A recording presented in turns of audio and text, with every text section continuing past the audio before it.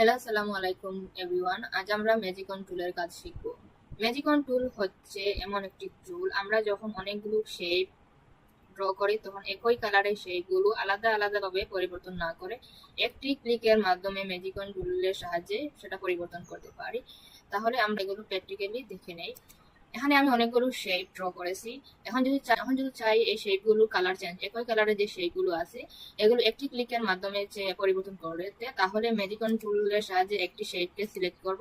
করার পর একই কালারের যে প্রতিটি শেপ সেটা সিলেক্ট হয়ে গেছে, তখন আমি কালার প্লেটে যাব, সেখান থেকে একটি কালারে ক্লিক করব। করার সাথে সাথে একই কালারের যে শেপগুলো আছে সেগুলো পরিবর্তন হয়ে গেছে, সেটি পরিবর্তন হয়েছে ম্যাজিকন টুলের দ্বারা।